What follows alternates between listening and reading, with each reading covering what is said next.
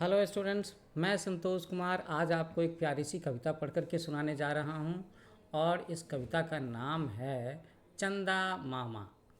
Chapter 23 की कविता है चंदा मामा।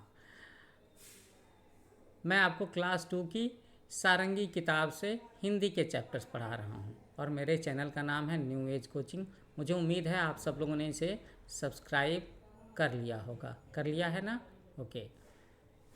तो यहाँ चांद देखने में कैसा लगता है? एकदम गोल सा ऐसा चांद लगता है।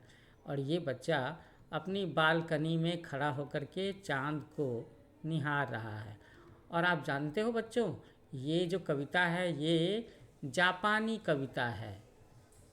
जापानी कविता है, जापानी भाषा में लिखी गई और उसको फिर से हिंदी में अनुवाद किया गया है, ट्रांसलेट किया गया है ना?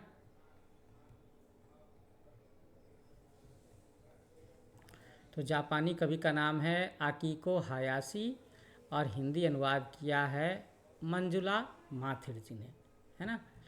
आकिको हायाशी, मंजुला माथिर जी ने इसे हिंदी में अनुवाद किया है। तो चलो कविता के बारे में बात तो हो गई कि ये कविता चांद के बारे में है और ये बच्चा बालकनी से देख करके चांद के बारे में क्या क्या बातें सोच रहा है। लेकिन मैं सोचता हूँ चांद के बारे में ये कविता पढ़ाने से पहले ज़रा सा आपको चांद की कुछ तस्वीरें दिखाता हूँ। देखो, ये देखो चांद कैसा लग रहा है।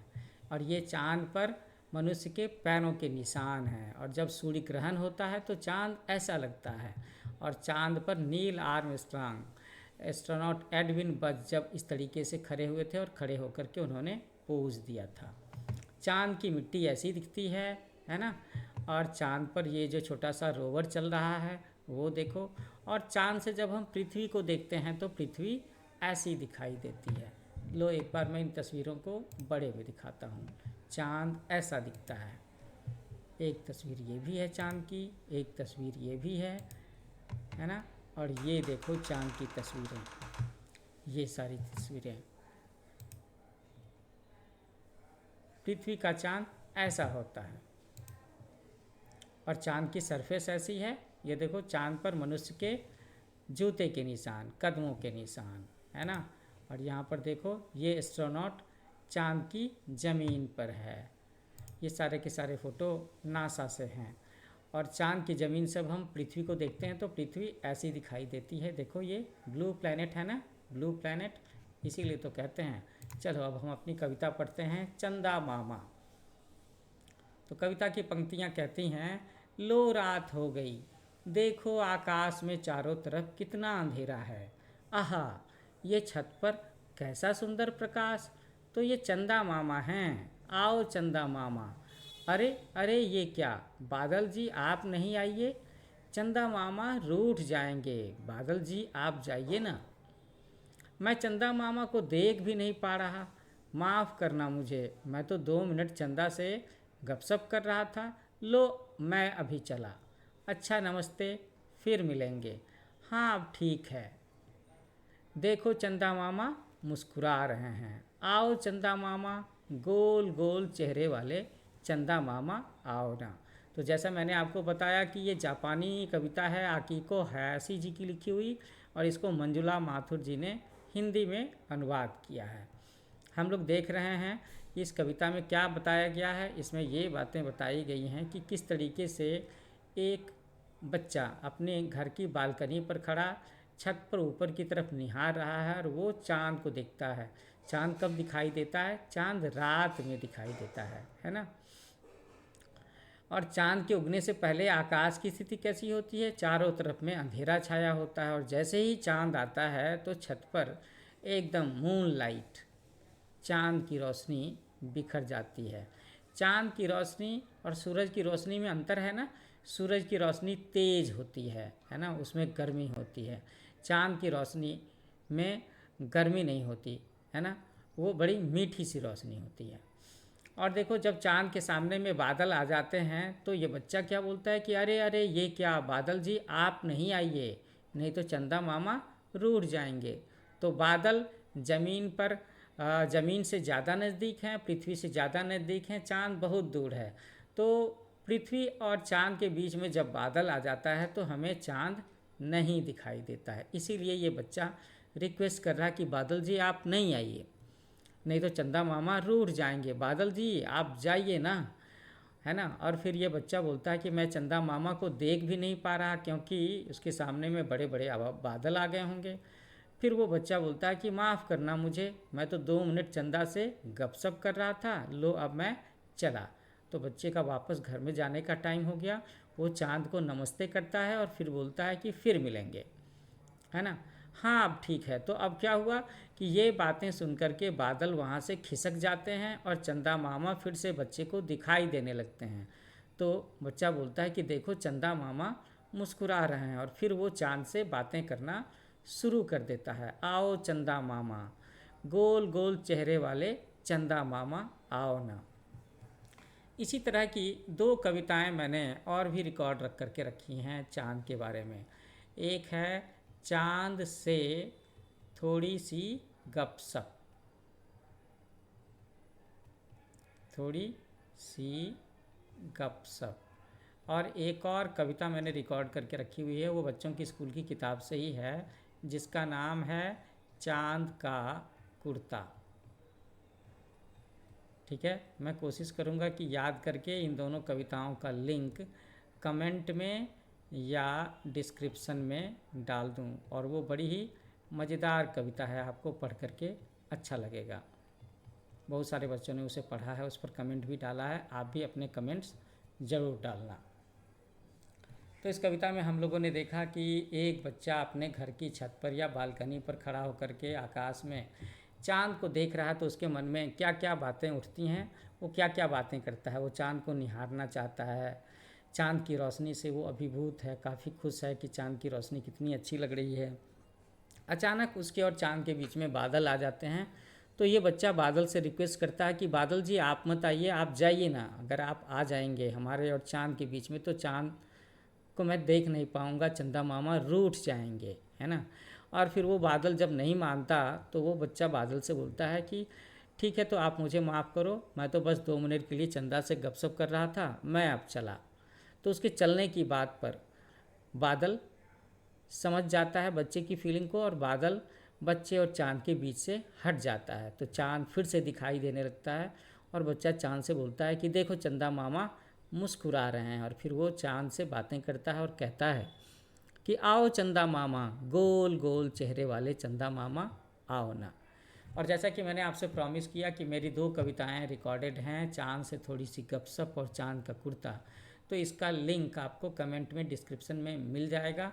अभी हम लोग देखते हैं कि इस कविता को लेकर के, इस चैप्टर को लेकर के क्या क्या सवाल पूछा गया है।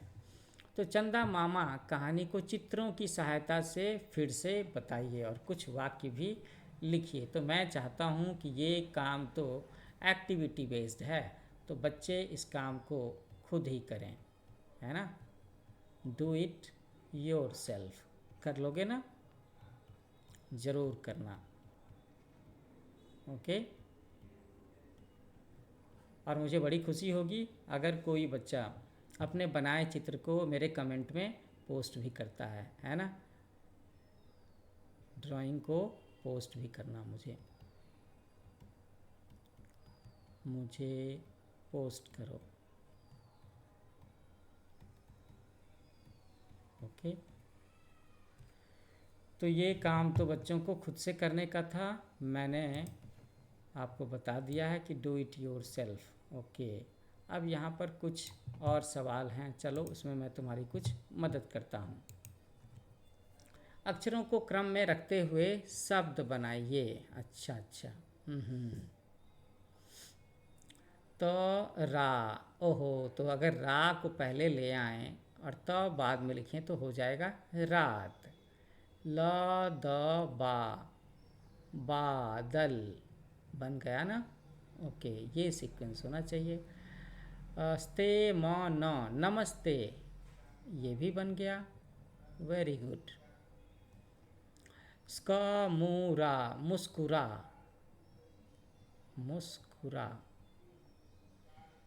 मुस्कुराते हुए बच्चे और मुस्कुराते हुए चंदा मामा बड़े प्यारे लगते हैं। सप गप, गप सप।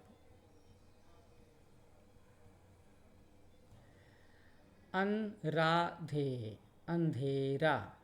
लो, तो ये सॉल्व हो गया ना। खोजें जाने, रोज़ रात में चांद को देखिए और चांद का आकार बनाइए।